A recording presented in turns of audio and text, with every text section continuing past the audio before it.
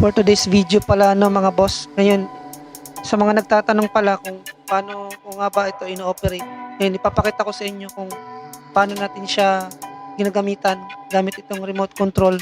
At ito nga, nilagyan natin siya ng cellphone para doon natin makikita yung monitoring sa ating ginagawa doon sa view ng ating underwater drone.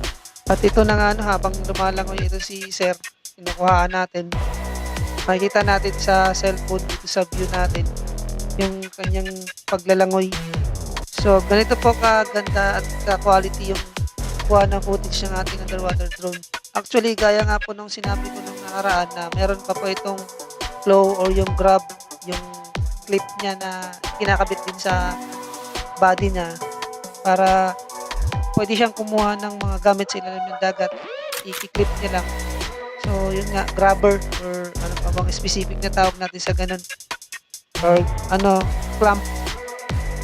At ayun nga po, ito ay napakalaking bagay din ano sa underwater activity, hindi lang sa photography and videography. Sa search and rescue rin po, pwede rin po itong magamit if ever na medyo malalim yung pupuntahan sa ilalim ng tubig, mapadagat or ilog or ano man yan, lake, na basta hindi lang malakas yung current ano na kayang-kaya ng underwater doon natin. Tsaka kahit madilim no sa ilalim ng tubig ay meron naman siyang 5,000 lumens na LED lights na kaya niyang palinawin yung kanyang dadaanan at kanyang vision, yung sa visual niya. At bukod pa doon, pwede rin natin siyang lagyan ng customized na camera no dito sa kanyang tail. Pwede tayong mag-clamp dyan ng isa 360 or GoPro na pwede nating magamit sa alternative na pagkuha ng footage.